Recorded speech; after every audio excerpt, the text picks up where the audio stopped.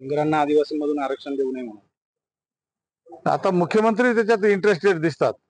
आपल्या धनगरांना जरा त्यांची अपेक्षा वाढवण्यामध्ये मुख्यमंत्र्याचा रोल आहे अशा प्रकारचं एकंदरीत चित्र दिसतंय. आणि म्हणून काल मुख्यमंत्र्याला पण सह्याद्री गेस्ट हाऊस वरती नंतर उर्वरित जे काही शिष्टमंडळ होतं ते भेटायला गेले, पण मुख्यमंत्री भेटले नाही. श्रीकांत शिंदे हे भेटले आणि त्यांनी पेसा संदर्भातल्या ज्या मागण्या आहेत त्यांनी आश्वासन दिलं आणि धनगरांच्या ह्या प्रवेशाबद्दल त्यांनी काही ते सांगितलं नाही. ते म्हणायचे की हे मुख्यमंत्री आणि त्यांचे सहकारी मंत्री यांच्या मध्ये निर्णय होईल. आमदार राजीनामा देणार होते, त्यावर चर्चा झाली का काही? नाही, आमदारांच्या राजीनाम्यावर मी स्वतःच सांगितलं की आमदारांनी राजीनामा देणं हे चुकीचं आहे. कारण हे एकमेव हत्यार आहे ते विधानसभेमध्ये लढण्याचं. आणि तो जर राजीनामा दिला तर सर्वसामान्य लोकच बाहेर राहतील, विधानसभेमध्ये कोणी राहणार नाही. आणि म्हणून आमदार खासदार यांना जे लोकांनी निवडून दिलेलं आहे त्यांनी इमानदारीने आदिवासींची बाजू विधानसभेमध्ये लोकसभेमध्ये लढवावी आणि आपला हा प्रश्न शासनाच्या कानावर टाकून तो सोडवून घ्यावा.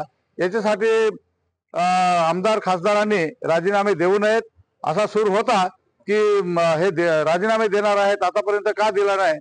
परंतु वस्तुस्थिती जी आहे ती अशा पद्धतीने आहे की राजीनामा दिल्यानंतर तिथं लढणारा कोणी राहणार नाही आणि ते उलट अजून त्यांना मोकळं मैदान मिळून जाईल.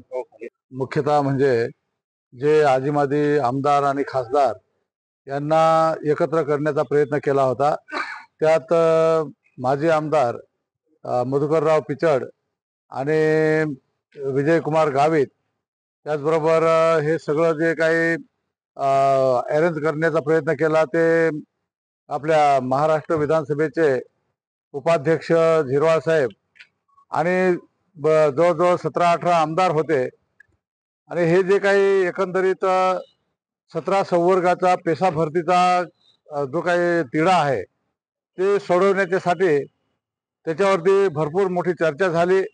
आणि त्यानंतर हा कसा सोडवायचा त्याच्याबद्दल कोर्टाची लढाई तर लढायचीच, परंतु रस्त्यावर सुद्धा आपण उतरलं पाहिजे अशा प्रकारचा एकंदरीत निर्णय झाला. त्याचबरोबर हा प्रश्न सुटतो न सुटतो तोपर्यंत धनगरांचा आरक्षणाच्या आपल्या धनगरांना आदिवासीमध्ये समाविष्ट करावे अशा प्रकारची मागणी धनगरांकडून मुख्यमंत्र्याकडे गेली. आणि मुख्यमंत्र्यांनी सुद्धा सांगितलं की मी ताबडतोब याच्यावरती एक परिपत्रक JR काढून आणि तुम्हाला आपल्या आदिवासींमध्ये समाविष्ट करण्याचा शिफारस आम्ही राष्ट्रपतींना पाठवू अशा प्रकारचं त्याने हे केलं. आणि म्हणून म्हणजे संबंध महाराष्ट्रातील आदिवासी ह्या गोष्टीवरती खूप नाराज आहे आणि फार त्यांच्यामध्ये असंतोष पण आहे की अशा प्रकारे आपले प्रश्न तर सुटतच नाही, परत आपल्यावरती वेगवेगळ्या प्रकारे नवीन नवीन संकट आणण्याचा प्रयत्न सरकारमार्फत केला जातोय. आणि याला आता जशास तसं उत्तर देण्याच्या दृष्टिकोनातून उद्या परवाला संबंध महाराष्ट्रामध्ये एक रस्ता रोको, त्याचबरोबर अनेक ठिकाणी निदर्शने संबंध महाराष्ट्रामध्ये जिथं आदिवासी एरिया आहे त्या ठिकाणी करण्याचा निर्णय हा तिथं घेण्यात आलेला आहे. आणि आम्हाला वाटतंय की सरकारने याच्यावरती ताबडतोबीने लक्ष घालावं, अन्यथा संबंध महाराष्ट्रामध्ये आदिवासींच्या ज्या ज्या ठिकाणी मोठी संख्या आहे त्या ठिकाणी आदिवासी लढा उभा करेल अशा प्रकारचं एकंदरीत चित्र दिसतंय. वगैरे त्यांनी सांगितलं आज आणि उद्या तयारी करून आणि ज्या ज्या ठिकाणी आदिवासी आहेत त्या ठिकाणी त्यांनी स्वतःच्या आंदोलन सुरू करावं अशा प्रकारचा एकंदरीत निर्णय झालेला आहे. मुख्यमंत्र्यांनी JR काढण्याची घोषणा केलेली होती, त्यावर काही चर्चा झाली का? JR काढण्याची घोषणा केली. आदिवासींच्या वतीने म्हणजे आदिवासी विभागाच्या वतीने एक चुकीचा JR म्हणजे खोटा JR हा प्रसारित झालेला आहे. विजयकुमार गावित यांनी पण सांगितलं की असा JR कधी काढलेला नाही, परंतु तो व्हायरल झालेला आहे आणि त्याचा गैरफायदा लोकांमध्ये म्हणजे पाठवून धनगर समाज घेण्याचा प्रयत्न करतोय.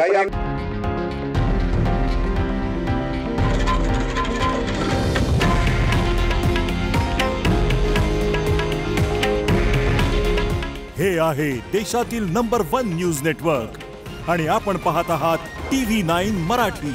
काळजी तुमची, हित महाराष्ट्राचं.